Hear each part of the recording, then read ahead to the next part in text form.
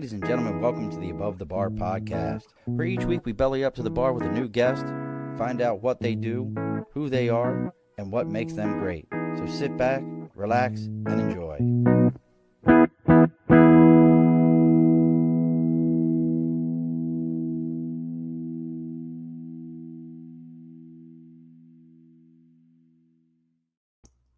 Alrighty, folks, welcome back to the Above the Bar podcast. It's your host, Sean. We've bellied up to the bar here. It is the first day in April, April Fool's Day. The fool that I am, it is also my anniversary. So happy anniversary to my wife. 9 years today. We've been married and we were figuring it out earlier, coming up on 15 years together. So happy anniversary to the one woman other than my mother that has put up with me for this long. So that is greatly appreciated. I love you, Facebook. Sometimes I can share the show and it's no problem, no bubbles, no troubles. And then the next moment I go to share this around with people and it's an absolute waste of my time, but is what it is. We'll figure it out here in a moment. But joining us all the way from and I didn't realize that you could actually have a left coast of Canada, but I guess there's a Canadian left coast. And when I asked what state they were in, they said they weren't, and they were in a province, which I thought was kind of funny to me. And I was like, oh, we'll go with that. But joining us to talk about at least one toy that we all have owned at some point. I don't know anyone who didn't own these toys or didn't have some purpose for them. Even if you're like me and got started with the McDonald's sets back in the 80s, that's what got me into it. So joining us all the way from British Columbia, it is Miss, and her name just absolutely, folks. If this doesn't sound like an 80s sitcom, I don't know who does. It is, and I just want to keep calling her Just Jenn, but it's Jenn Just. You got the joke. See, I just want to be known as Just Jenn. I'm Just Jenn. I love it because I really did when your booker contacted me, and I was like, what? And I was like, is this an 80s? Like, it really sounds like everybody like, hey, and here she is, Just Jenn. Like, yes, well. Like you need a whole 80s sitcom thing going on. So we're going to be talking about how you take a niche idea and work it into something more global, talking a little bit about Legos and what she's done with them. But before we get too far, as always, folks, we got the big board over my right shoulder for Sticker and a Cause. You got something you believe in, something you're supporting, something you want other people to know about. You can reach out to us on Facebook, LinkedIn, YouTube, Twitter, Twitch, Instagram, X, our Facebook, our TikTok, our website is theabovethebarpodcast.com. Our email is theabovethebarpodcast@gmail.com. You let me know what you got going on. I'll throw the sticker up here. We talked last week, got the sticker up here for the awesome card shop out of Las Vegas. So if you're into trading cards, they're a great spot. Make sure you're reaching out to those guys. Let's talk about the people. Hey, all 17 of you that just joined us, probably YouTube just dropped us in there. Make sure you give us a like, share, follow, see what Jenn's got going on. If you want to check out what she's got going on real quick, you can check out thebrickchick.com. But talk about the people who pay the bills around here. That's Budget Blinds of East Greenbush, Hudson, Cooksaki, Schoharie, Delmar, and Clifton Park. North America's #1 custom window treatment company. If you're looking for blind, shade, shutter, they're in Canada too. Jenn, they're in Canada. I could use a blind. Listen, that's an American thing in Canada. You can have that, since you couldn't have our sugary cereals. Right. I'm sorry. Even your edibles. Y'all even made edibles on Fun. You know that, right? What? Oh, just you guys did edibles. like the government's like, you can barely get an edible. Somebody might enjoy these. We don't want them to look like something a kid would want. Oh. Only in Canada, but make sure you're reaching out to your local Budget Blinds. Let them know what you're looking for. The local ones here, Hudson, Cooksaki, and all those, during the month of April. Gosh, I forgot it's April already. During the month of April, it's 25% off of all drapery and Roman shades. So 25% off of drapery and Roman shades. So reach out to Budget Blinds of East Greenbush, Hudson, Cooksaki, Schoharie, Delmar, Clifton Park. Let them know what you got going on, and they'll be sure to take care of you. And as always, folks, if you let them know you're there to belly up to the bar, that's an extra 5% off your entire order. All right, Miss Jenn. Yes. How are you? I'm very good. How are you? Stupendous as always. What's the beverage of choice tonight? Oh, I'm just weak iced tea. I don't drink alcohol anymore, so I'm kind of boring that way. So you I don't drink it drink. for me, okay, Sean? I don't drink any less. So we'll keep it going. So let me get back to my notes here real quick because I told you I had them, and it was funny. So we were talking about this before. This is Jen's first video podcast. She's never done a video podcast, Nope. and she goes, I didn't even prepare for it, which is Nope. good. I don't prepare for any of my shows. Yeah. This is really a thing, and I've talked about this on the air. I've had people reach out to me like, so here's a list of questions that Mr. Jones would like you to ask him, and I'm like, that's nice. I'm not going to do that, and they're like, what? Well, what's the topic of the show going to really be about? I'm like, whatever I feel like at the moment. We'll start off with a question, and then we'll kind of just see where it takes us. And Exactly. some of these handlers are like, we don't really appreciate that. We really want. I'm like, welcome to my world. Yeah, let's just have a conversation. I mean, it's fun. So, Look at my hair. I want to have fun. Okay, come on. listen, well, that's because you're so close to Seattle. That's what that is. That's just the fog of Seattle scooting its way across the border into Canada. That's all that is. So let's see. You're the creative force behind Brick Chick. So what exactly is Brick Chick?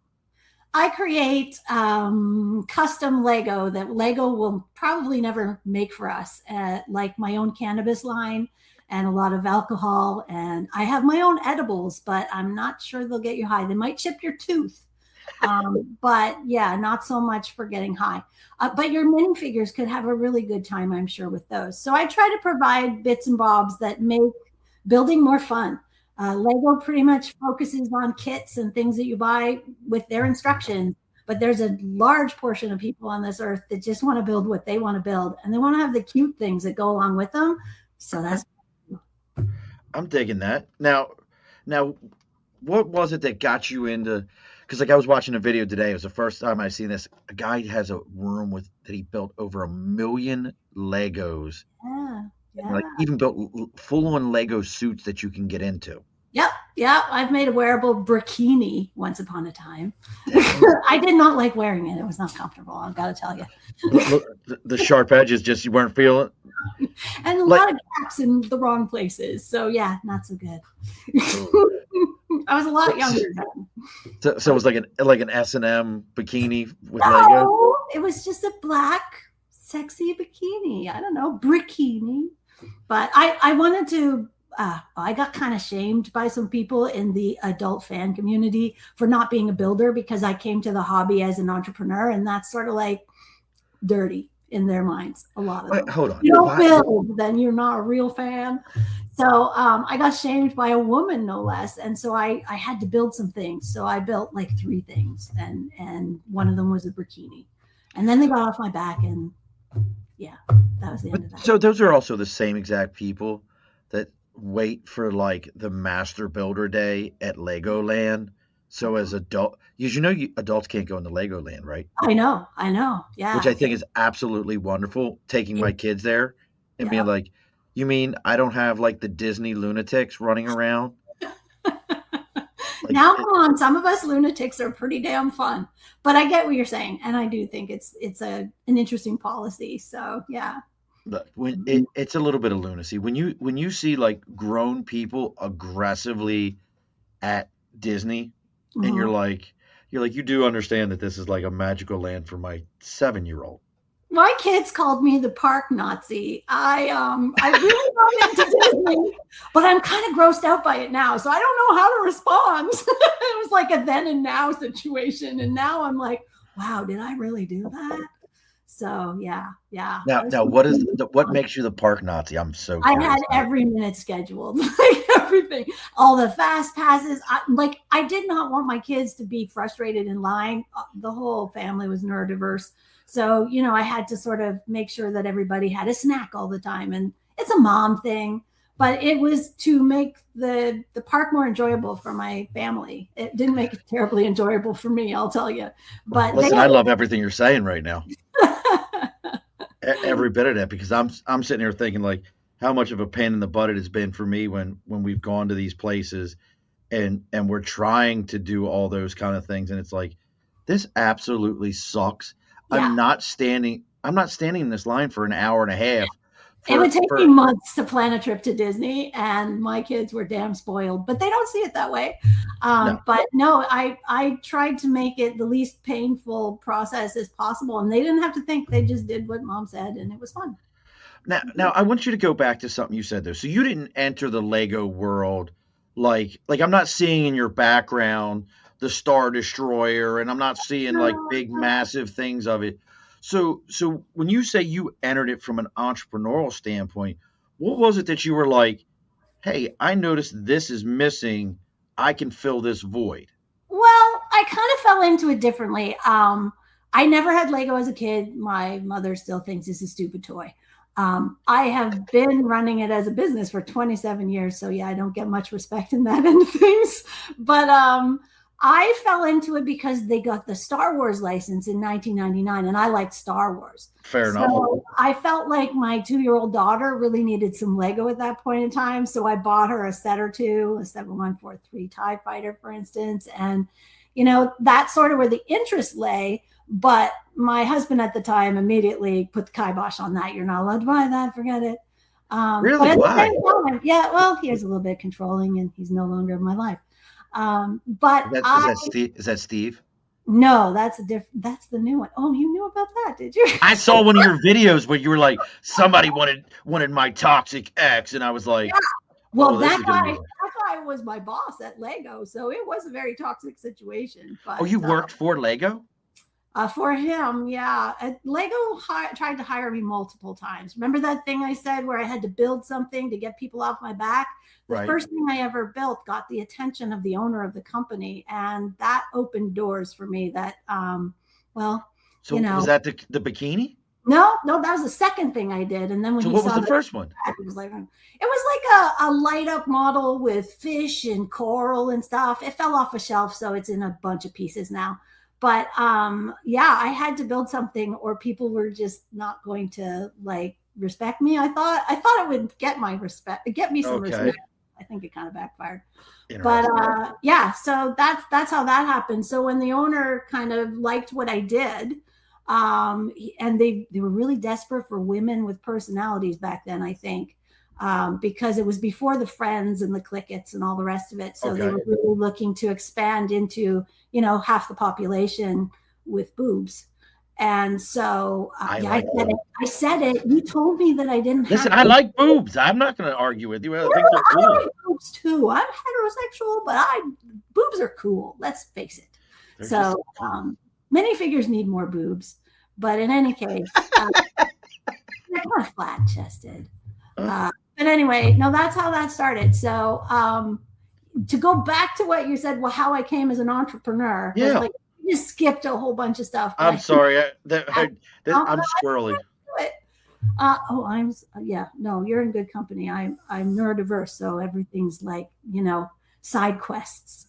So when I found Lego for the first time with the Star Wars license at a similar time frame, I was wanting to stay home to raise my children, which I thought was a reasonable ask in my family. And that was only available to me as an option if I also had a job at home. So I realized that I could buy Lego from a store in Canada and sell it to you Americans for a lot of money. And it didn't have to be on sale. There's a thing called supply and demand, and we have lots of supply, and you guys are really demanding. No offense. All true.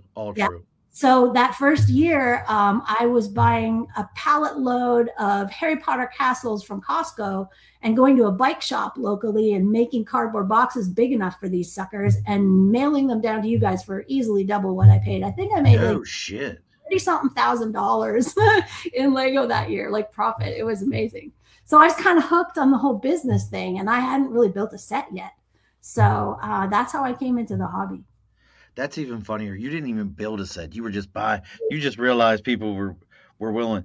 And I mean, but now let's be realistic. If it was 30,000 Canadians, that's like $4 American, right? Exactly. It wasn't that much money. I mean, it really doesn't. The exchange rate is not good for you guys. I think if you look up though in 1999, I think it might have been the opposite, because there's been a few times in our past where I made more money. You know what I mean? It was flipped. So I'm not sure about when that was, but I can't argue with you there. There has been a few times. And look, folks, as we're going through this, if you're interested in what Jen's got going on, you can check out thebrickchick.com. Let me know. If anybody out there that's watching right now, if you ever had a set of Legos, what was your favorite Lego set? I'd always be curious of that. So you're realizing this, you caught the attention of the Lego folks and all that kind of stuff. Well, that was 10 years later. Okay. Like I worked before, when we were in the green room or whatever you call it on this thing. Yes. We were talking about Bricklink very briefly. Yes. And that's where I sold. I started on eBay, and then I moved to Bricklink because someone who was a fan of mine said, this is where you need to be. It's all Lego. And so I moved there and quickly became the largest parts store in Canada on that platform. So, and I actually morphed into being the Lego ambassador for Bricklink, the first one that they had. Really? Yeah, about 10 years in, though, I got really bored. I like to invent things and make systems, and I had this thing was locked down, and it was just a grind at that point, and I just was really bored. So I started to travel to see what my customers were doing with this stuff, because I had no idea. I'm like, I don't understand why you need 43 purple bricks. I don't get it. So I started going out to these fan conventions, and I also was not allowed to make money. Okay. It was the weirdest thing. My ex needed me to have a job to justify being a stay-at-home mom, but the family accountant didn't want me to make money because it was a good write-off against his big fat income. Yeah, it's no wonder he lost his license somewhere around the way. But so I wasn't allowed to make money. Lawyer? No, it was an accountant guy that was a little shitty. This is gotcha. This is the 90s. Or no, 2000s. But anyway, so I was not allowed to make money. So I was earning too much with the little business. So I kept buying stuff. So travel was a good way to burn off extra cash. Yeah. So I started going to all these events and quickly kind of moved up in the rankings because they saw me more often, right? And that's where the sort of jealousy thing came in, I think. And I got outed as not a builder, so not really important. And why are you here? So I started building. So I made the one thing, and that caught the attention of the owner. Yeah. See, I think the not a builder thing is very interesting to me because, we talk about it on here often. The budget blinds, I own those. Those are my budget blinds. Yeah. I sell window treatments. I don't build window treatments. That would be like somebody saying to me, like, what do you know about window treatments? You don't build them. And I would be like, I sell them and put them in windows, but I don't build them. That just seems so odd to me. That's such a like you're not one of us. And I think listen, I think as nerds, we're the worst on the planet for that. Yeah, I'd agree with you. We're the worst gatekeepers in the world. But they can't look at themselves yet, Sean. No, listen. But it stems back to the old days of this, where it was really hard to find your people. Like the internet was not in the 90s. I mean, come on, there wasn't much going on. And so they worked really hard and really came together to form these events, and they were pretty special to them, and no one respected them. Their families made them feel like crap. They didn't have anyone in their local area. So this was all on LugNet and on these news boards and so on. And so when someone new comes in, I did not have colorful hair back then, I must say, but when someone new comes in and all they're doing is selling stuff to you, there was a little bit of hate going on, a little bit of shade. And that's because for me to do what I do, to sell pieces to people, I have to make a little bit of money because it has to be worthwhile. So there was a sentiment back in the day with the OG fans, that we were ripping people off, that selling something that should be 3 cents, if you take all the pieces in the set and divide it out by that number, why are you selling it for $3? You're ripping us off. And it was pretty brutal, actually. That was an education. I did not know that until I started traveling to these events. And I'm like, wow, do they have any idea the amount of time it takes? The time sucked to divide up all these sets, create an inventory system, log that inventory system into a janky site like Bricklink. It's gotten a little bit better, but back in the day, holy crap, it was terrible. Then you can order. Oh, and if you're Canadian, yeah, we're not going to collect sales tax for you. Yeah, your shipping's way more expensive than the US. Like there's so many things that we're like against. Like I had to eat a lot of costs, so I couldn't compete. And like the amount of time that it takes to do that, the only reason I could do it is because I was a stay-at-home mom who wasn't allowed to make money. You know? That's wild. But I get but I get all this because like as you're saying this, as a small business owner, I get every single thing you say. Like Right? like people see they see the check you received and they go, Uh-huh. "Oh, that's $1 million. That's you How made come $1 million." And expensive? you're like, wait a sec. Do you understand that Dude. of this, there about 40% of that, just what you're looking at, is just going to buy the product. Yep. Now I got to pay the person who sold the product. Now I got Yep. to pay the person who installed the product. Now I got Mhm. to pay for all the insurances and everything else. So that big giant number that you saw, Yeah. I get about $19 out of it Exactly. when it's all Exactly. said and done. And they're Yeah. like, and people get like, what? Well, that doesn't make any sense. Why would you even do this? Well, Yeah. Why would we? it's because I don't have to answer to nobody else, and they're Ding, ding, ding, ding. I don't answer to anybody else. And if tomorrow I went, I'm not working. Yeah. Now my employees would be like, "Hey, boss, like, would you mind coming in and making sure that the house doesn't burn down?" Sure, I Yeah. can do that. But Yeah. for the most part, they're going to be like, "I'm not. I don't give two shits." So Mhm. I get it. I get it completely. But it's so funny. Any type of nerd culture, we are we are the biggest gatekeepers. And it's also funny what you're saying with the lack of internet. Something that came to mind to me is I think about my hobbies. I love comic books. Mhm. I've just recently got back into Magic the Gathering, Mhm. and I also like to go to the range and shoot and hunt.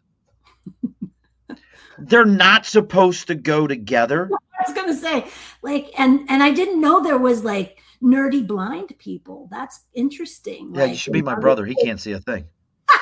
He's good one. completely blind. Uh, but but it's the reality. Like I think one of the things you just hit the nail on the head is back in the day, somebody who could have been into going to the range and shooting and all that might have Mhm. enjoyed these other things, Mhm. but there was nowhere where they could go and kind of meet other people that Exactly. because they would have been like, because if they told their buddies at the range, like, hey man, I can't make it this weekend to the long shoot, going to build some Legos, they'd have been Yeah. like, what's wrong with you? You're supposed to be a man. Yeah. Like Yeah. it's interesting. So after you got back into the building and everything, I know you said you built those 3 items and they kind of accepted you in the culture, but Yeah, I mean, I'm not sure that I was ever accepted.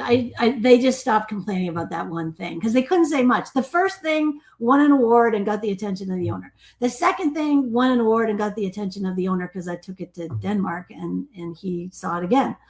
The third thing, I'm like, I'm tired of building. So what I did was there was a thing called the Dark Ages where the teenagers that kind of start looking at girls at that point in time or whatever, kind of fall away from the hobby. But there are some that don't. They're right, still in it, and the adults don't want to play with them. So I because started that's called creepy. yeah, well, yeah. So I started the world's first teen Lego user group. And so I had some teenagers that were really passionate fans. And so I designed something that they could build as a big like thing. So my third build wasn't really mine. I just did it for them. So that they could participate in something at these events where they were pretty much like, kept out of the fun. But then that's all I've ever built. I don't build. Nothing.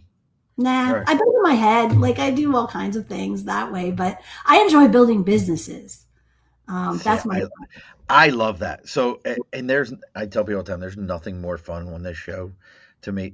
Super, super crazy people, I mm-hmm, love them, mm-hmm. but talking to entrepreneurs and people who build businesses are so much fun. But I do have to ask you this sidebar question real quick Yes. because you Go. said you like Star Wars. Yes. Because I hate all the new movies. I do too. I have really no interest. I'm gonna probably still watch it, the new thing with Darth Maul I that's can't coming keep out. it all straight. Like I'm Uh, too old for but that shit but now. but how bad? I know how bad I want to see it. Knights of the Old Republic. How Oh, okay, yeah, that would be all right. That would be all like would that be worth it? Like, can they just kind of stop with Obi-Wan Kenobi and all that? Can we right. I'm go? so But behind. Like, can we go back to can we do Knights of the Old Republic? You can just you could reset the whole franchise just by doing Knights of the Old Republic and being like, hey, here's some characters nobody knows anything about, nobody's ever heard of, and this is kind of the birth of the Sith.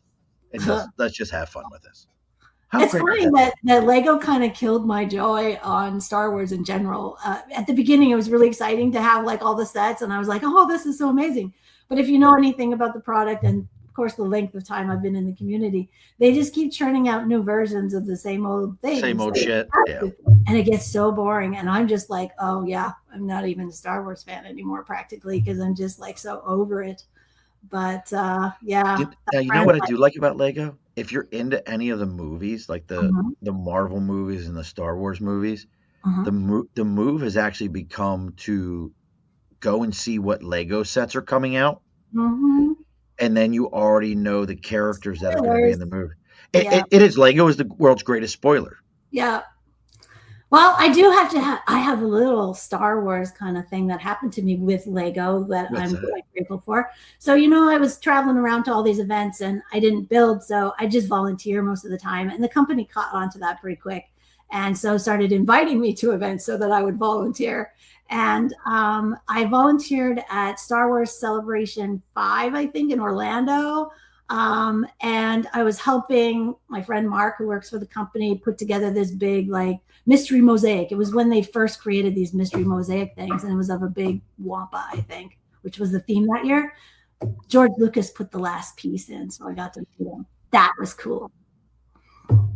Yeah, he's a grouchy guy, but it was cool. That is pretty cool. Yeah. I dig stuff like that. So you say you like to build businesses. What else, other business have you built besides this Lego deal here?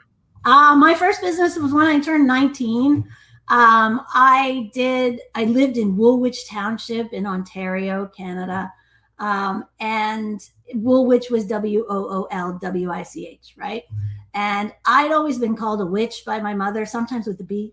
Fair enough. Okay. Yeah, so I kind of leaned into that, and I made a business called The Wool Witch. It's still on my Costco card. I kid you not. And so it was like a witch at a spinning wheel, and I was knitting sweaters for the farmers market, and got like venture capital support from the bank for that, and like went to town. So that was my first business. And so now, as you fast forward like X number of millions of years later, because I'm 58 now, I have a new business called Salty Stitch Witch. So a witch again, but salty because I live on the ocean and I might have a sense of humor that might be a little salty. And so that is my branch of the business that is devoted to embroidery, making patches, bags, all kinds of things. Anything that's wearable is in my Salty Stitch Witch brand. That's cool. Yeah. But I got tons of other ideas that I cannot tell you because you might steal them. Oh, I don't worry about it. I won't. Z, who's another Marine, he's been on the show. He says he had Magic used to sponsor his events. Which event? You've written 700 books, have done everything under the sun besides being a Marine. So you'll have to tell me which event they were sponsoring. And he said he had cases, still has some unopened boxes. Will you tell me what you want for those unopened boxes, Z, and you can send them my way. I'll send you a little bit of scratch here, brother. We have my son's got back into it. My son was like, "Dad, do you know anything about Magic?" I was like, "Son, I was playing this in 1996 on a boat in the middle of the Adriatic." Yep. I know a little. That's it, but it's been years, and now he's fully immersed. Like he's like, we should buy more cards. I'm like, yeah, kid. Like you want me to buy more cards so you can open them. I don't try to bullshit a bullshitter. Yeah. But I see. I love that you're like super into like all this. What was it when you finally realized? Like, did you ever have a normal 9 to 5? Did you just say the word normal and in conjunction with me? With 9 to 5, I did. I did. It didn't go very well. After the Woolwich thing happened, I decided to go back to school because I'd flunked out of university because that was not my jam. So I went back for fashion because I might like making stuff, not because I like fashion at all. So I did a fashion degree thing and won awards and did really well, and then turned down all the job offers, which was funny. And where was I going with this again? We were talking about whatchamacallit. So Remind me. 9 to 5. You're 9 to 5. Okay. So after that, I took a job with a tailor designing clothes for him and didn't like it. And then I decided to go and work at a carpet mill, a very toxic environment on many levels, designing like commercial carpets. So I was on the factory floor up to the boardroom. So the best part of the job was learning to use this massive garage-sized tufting machine. That was a sample tufter that had no instructions, so you just had to figure it out. But it was just such a horrible environment, and I did not thrive. That's as close to a 9 to 5 that I got, other than retail. Well, because I was curious about that because a lot of times I hear these stories from other entrepreneurs who are like, I was in the corporate world for 20 years and and they've got these crazy stories where they got into different programs and realized that that wasn't the world for them. And, they had missed this market. And then there's folks like yourself who are like, yeah, I tried it one time. It sucked. I need to make money for me. Mm-hmm. And you've done it. And that I'm always impressed by that. Cause like I said, 20 years in the Marine Corps, 8 years on the railroad, another 2 years as a business development director before I ever went off on my own. And I'm always just so impressed by people who just jump into it with both feet, which honestly, I got to ask this question though. Yeah. I don't know the Canadian, if you guys have a version of this or not, or how your education system works up there. I mean, just imagine get a degree in maple syrup or something like that. Right. Yeah.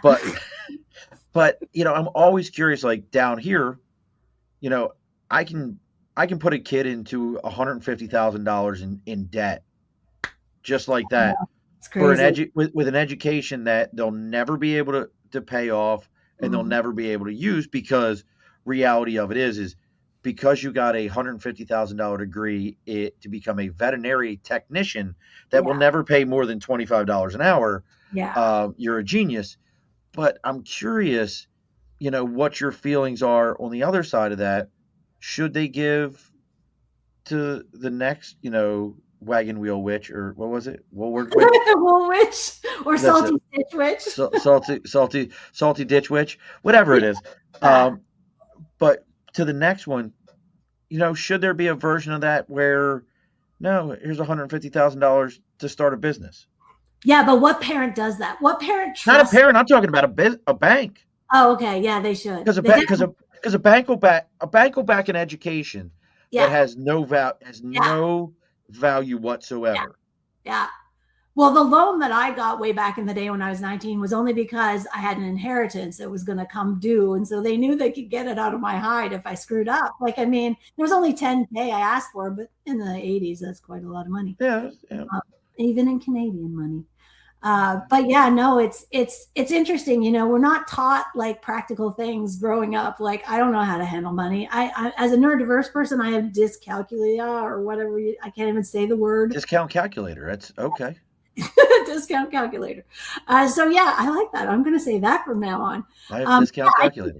Numbers good. It's like number dyslexia, and like to run a business and have like no aptitude for numbers is very interesting choices. Oh, that's got to be great when your accountant's like, so let's go over your numbers, Jen. And you're like, I like ham sandwiches.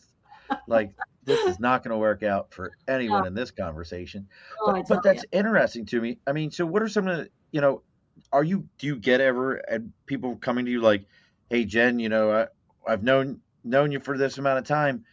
I'm looking to start a business, or you want to go in on a venture with me. Do you ever get those kind of folks? No, and I would shop him for a partner for a lot of years, actually, because of the things that I'm not so good at. And, it's really like I've just had a big business pivot in the last few months. What do you mean? Well, I had to get rid of husband number 2, which you saw the little video of. Oh, okay. And so that meant, Sorry, Steve. Yeah. So that meant like starting again, like starting all over.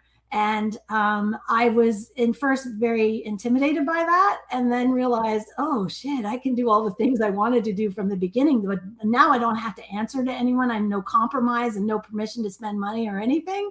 It's been life changing. So I've made a lot of decisions that probably wouldn't work for other people, but they sure work for me. And it's really, really taken a load off myself. So I feel in a very powerful position now with the business, and I haven't felt that way since 1999. Were you partying like it's 1999? Yes, that's it. That's why. And you would love Z. So Z is like you. Z is like one of these guys who But always he's in the he can't even talk to me right. It's Z and Z, and like that's an identity crisis. well, not Zed, it's Z. He was Zed. I'm Canadian. Gunny Bennett. Magic, DreamWorks. He had Defense Soap and other sponsors for his events. On car, I'll shoot you something, brother.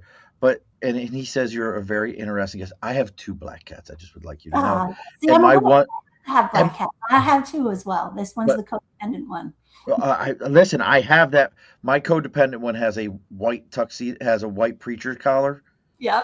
Right in the middle of his neck, and I promise you, he must be upstairs with my wife right now because he likes to crawl across the entire room, and then climb over. And look, Z even called you.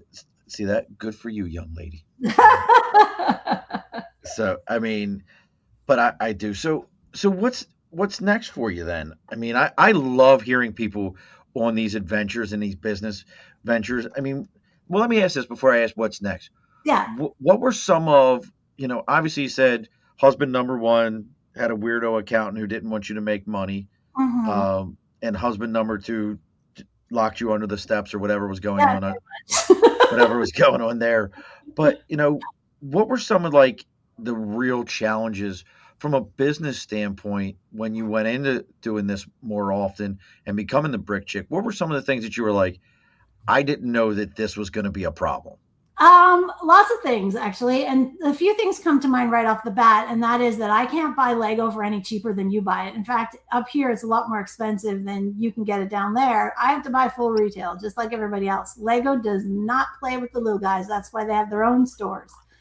So brick and mortar for them is like, if you got a franchise that's pretty substantial, maybe you can get a limited amount of stuff if you have a little independent toy store. But if something's really popular, your orders get chewed down to the nub and you don't get what you expect.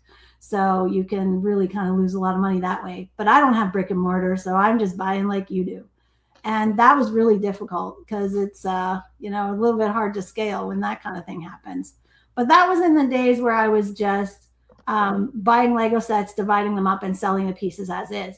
I moved into customization because that changed the game. That meant that, the little 3-cent piece is now like $1 piece. And there's a lot more margin in what I can do. And then I get to be creative because I only make things that make me laugh. Like I got a lot of little jokes on my stuff and it passes the time and it tickles me. And as well, I go to shows, like I sell in person as much as possible because I feel like in this world, people are buying from people. Like yes. They're kind of tired of buying from big faceless corporations. So like I want to interact with my people. And my big goal, and this is going to happen. You wait for it, Sean. I'll come see you with it. I'm going to get a Sprinter van and I'm going to get an X-Tool UV printer. And I'm going to take this little cat and his sister on the road and just go to shows and make shit for them right on the spot. Like that's awesome. Yeah, totally. I see. Well, maybe you can talk to my wife. Who I bought her a nice 3D printer for Christmas, yes. and she set it up, kinda, and then has yet to ever run it. I'm like, oh, 3D printers are awesome. I UV print stuff onto the Lego, but I have a little print farm of 3D printers as well because they marry so nicely with the UV printing. I make my jigs that way. I just like to tinker. I've got lasers in my basement. I got sewing machines upstairs. Like I've got almost 3,000 square feet of maker stuff. And then my little single bed in my tiny kitchen. That's it. So yeah. Did you say your bed's in your kitchen? No, it should be because then I'd have more room. I could do more things in my bedroom there. Yeah, that would be good. But no, I filled this whole house up because I don't have to answer to anyone. I don't have a husband or anyone to interfere. So I'm just doing what I want to do now. Why is Steve $150? Well, Lego did a thing where certain people in the company could order these minifigures, these business card minifigures, and they were quite popular, as you can imagine, because it's like that's a cool thing.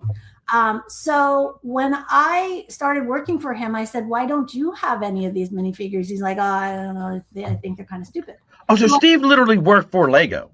Oh yeah. So I missed that. I wasn't picking up that like. That's his Lego business card. So I made him order those. And then we got married and he quit right after they arrived. So they were like brand new in a box, just kicking around here.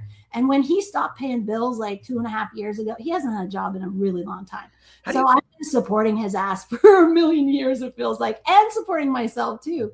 And it's like I hit a wall. I hit a wall like right now I have not paid my mortgage or my rent today like I should on April Fool's because I only just paid it 2 days ago after scraping by to like get last month's done. So I was in jeopardy. So I'm trying to sell these damn figures because he owes me like so much money. It's crazy. So why should I sell his ass online? All right, folks. You need to go to the brickchick.com. Go ahead and get you a Steve Lego. Let's see if we can get anybody to go out and like buy some of these Steve Legos and then like show me different ways in which you've like blown up. Thank you, and blown up a Steve Lego, and like it could be an entire thing where like you strap it to like a bottle rocket and shoot it off, like to commemorate the moon launch here. I think it's tonight. Tonight's the moon launch. Like it's not the full moon too. Wow, that's crazy. So yes, have you been watching that at all? Like no, you know what?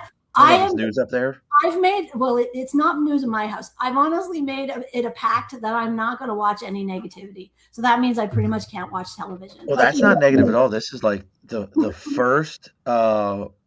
first moon launch, U.S. moon launch since the 70s, and they're actually going to go completely around the dark side of the moon. Oh, that's cool. Yeah. If I didn't get exposed to all the other stuff I refused to get exposed to, I would have been on top of that. But that's pretty cool.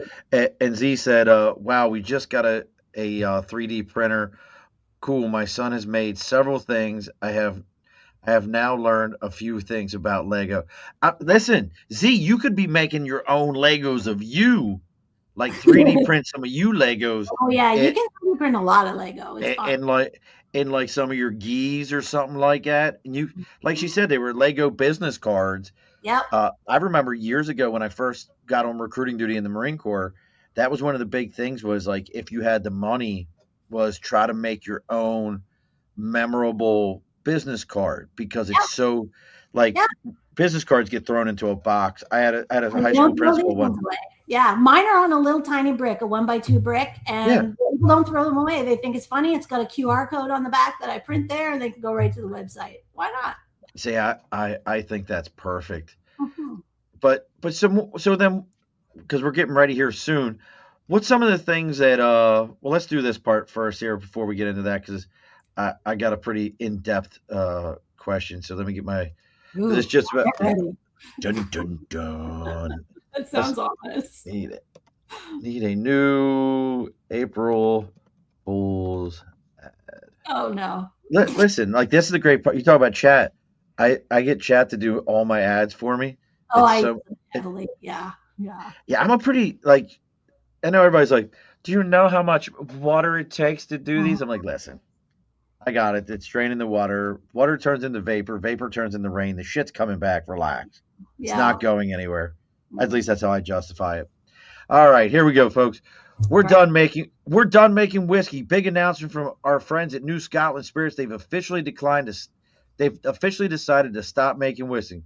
Yeah, you're switching over to flavors water. Kombucha said nobody wants bold, handcrafted, small batch whiskey anymore. All right, relax. It's an April Fool's. New Scotland Spirits isn't going anywhere, and neither is this bold, smooth, locally crafted whiskey made right here in upstate New York. No gimmicks, no nonsense, just the kind of pour that actually delivers. Head to New Scotland Spirits, grab a bottle because good whiskey is no joke. New Scotland Spirits, still making damn good whiskey, no fooling. Mm-hmm. Oh, that was even better, Jen. You added a at the end of it. Mhm. So now we talked a little bit about, hey, people coming around, things that you've learned. For a new entrepreneur, that's just, I don't care if they've worked for 20 years or they work for 2 days. Mhm. If you were setting this roadmap up for yourself today with what you know, what are some of the things that you would say to yourself, like, okay, before you get too far down this road, let's go ahead and put these couple of items in place. It's going to make your life easier. Yeah, definitely. When I left my ex, I delved deeply into how I think, and different ways, neurological things about myself to understand where my shortcomings came from. I did my IQ, which was very surprising. Apparently, I'm not stupid after all. Yeah, Anyway, most people aren't. so I did a lot of really soul searching of where I have strengths and what sucks my energy dry. And so I've supported myself and mitigated for most of those things that just don't they just flatline me. And that has made a really big difference. The other thing is, as a neurodiverse person, I would often not be well supported by the people that either I hired or had in my circle or even in my family. And I just always kind of let that ride. And now I don't. I'm just like that good news thing. Now, if I'm not getting if they're not reflecting back to me what I'm giving to them, or the energy isn't the same, we're not matching energy, you are so deprioritized in my life. And I'm waiting and looking always for the people that actually want to meet me where I am. And that has made a huge difference. So that could be which accountant you choose. For me, it was my marketing people. They're freaking amazing. And my PR team too. They just get me, and they never shut down my crazy ideas, because my ideas are gold. And my whole life, like, like, My ideas are gold. Just ask me. I'll tell you. oh, they're gold. You just wait. Anyways, Uh, so that was really important stuff. That changed. That was life changing for me. That now I can have a business meeting and not feel like I have to apologize for everything, even outside of the already apologetic Canadian bullshit. So no, that's been really good. And the other big thing for me, and I've said this on a few other PR things I've done recently, but I now celebrate my differences. Those are actually what makes me special for what I do. They're my superpowers. And leaning into those and actually really exploiting those in some ways has made things go a lot better for me. And in this world, you got to be in a niche anyway. So why not go with a niche that goes with you? And honestly, it doesn't matter how weird you are. There's other weirdos in this world. You're going to find your people. Just be brave about it. Go out there with it and just make it happen. It shouldn't be all about making money. It should be about making yourself happy. And lately, I'm really happy. You can tell my cats are happy too. So that's something. Yeah, this is new even for the damn cat. In the former household, this didn't happen. Now he's super chill and crazy. he feels the relaxed vibe Yeah, around you and everything. I use my cats to regulate my nervous system, and I really try not to overwork myself. I think this hustle that we're all in, this crazy kill yourself workaholic thing, needs to change. And because I'm disabled in multiple ways, I'm not going to live much longer if I do things the way I used to do them. So yeah, it's important. If I got happy cats, then I must be doing something right. So I look to them. Yeah. Z says good for you. I think I like that advice of find people that meet you where you're at. But now let me ask this question now, and I'm going to challenge that statement though. And I love the idea of finding people that meet you where you're at. But then what's your feeling on people who meet you where you're at but challenge you to be better? I'm fine with that. But I find there are people that do it in a way that shuts me down, and there are people What do you that mean? do it in a way to celebrate me. What do you mean? Well, I find there's a lot of judgment. Okay, I'm going to go into the patriarchy a little bit here, but I'm a very effervescent person, and I have kind of a juvenile sort of way about me. Maybe you've noticed. I don't know. April Fools should be my day.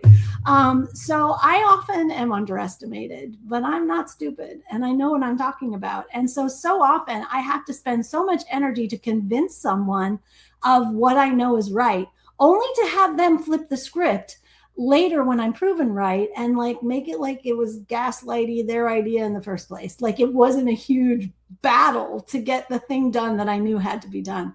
And that is just such a horrible place to be in. So that describes both my husbands, but a lot of other people in industry as well. The dealer that I bought my printer from, big example of that.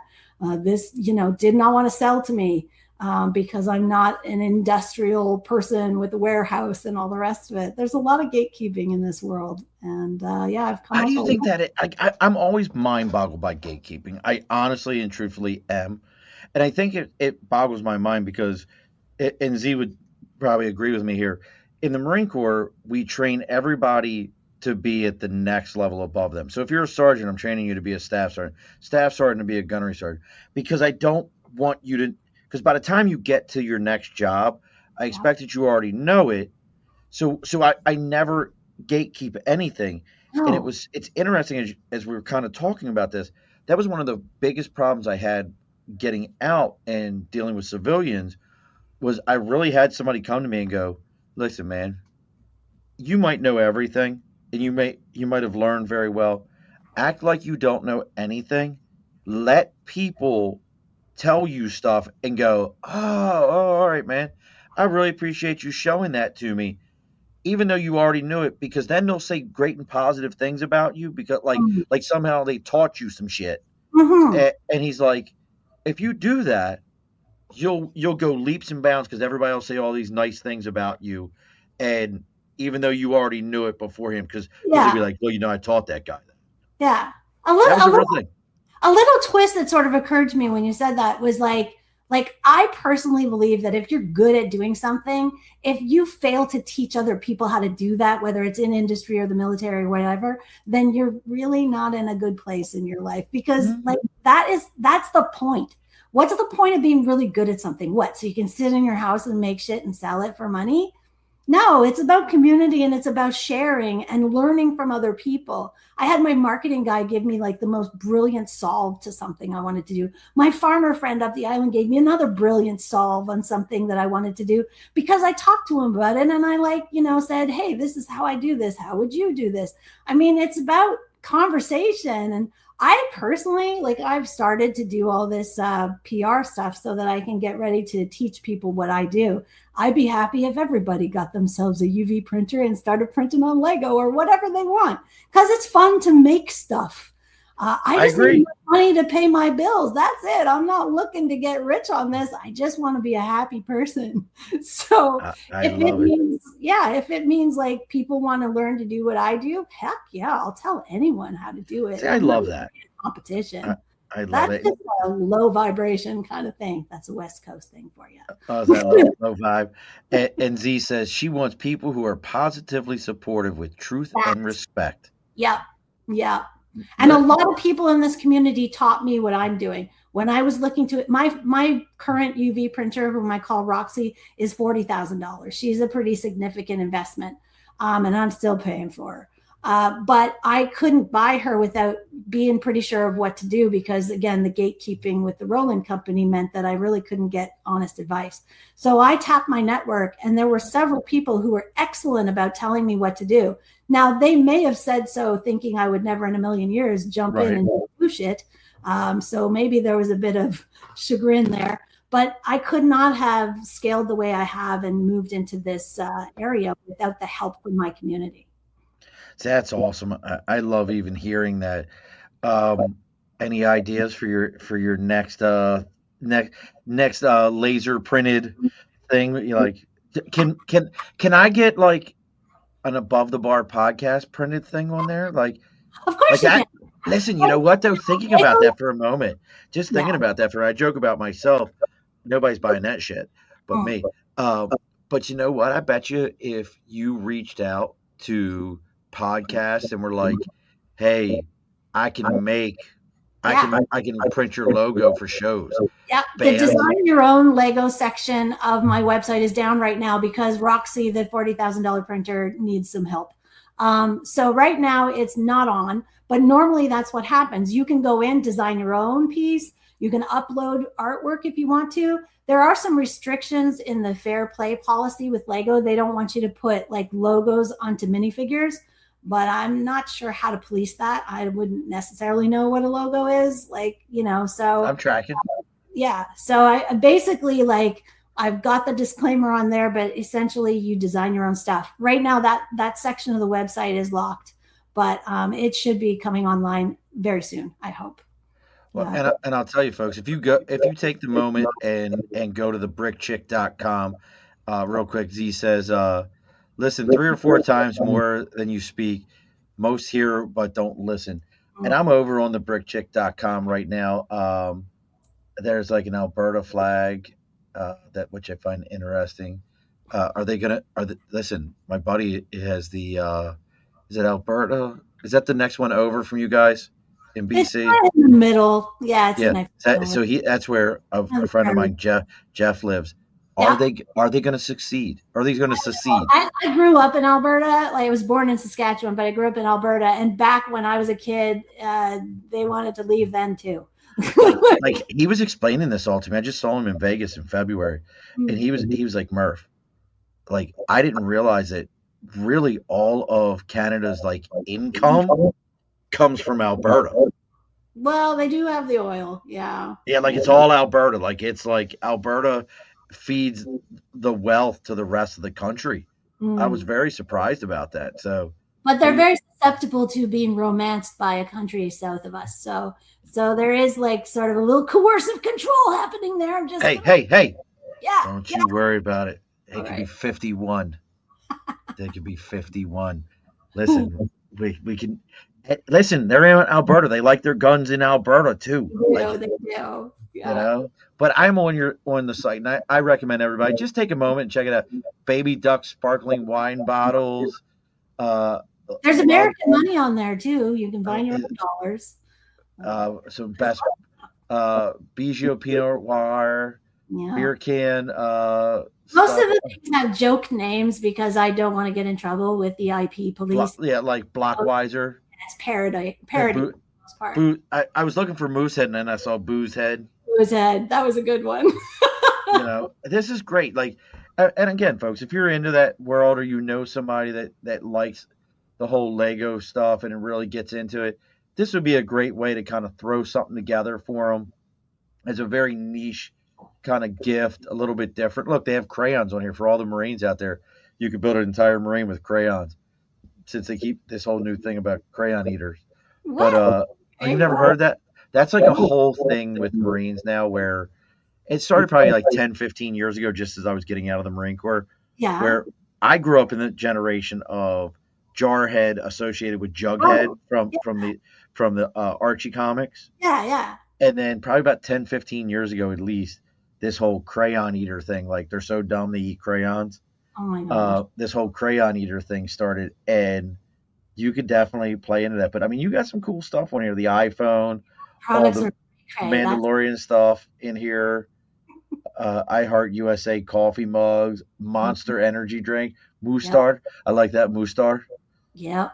Would you like the Moostar? Would you like a Moostar energy drink? Yes. And the M on that is 3 brick separators. Like, there's some little Easter eggs on all of the designs.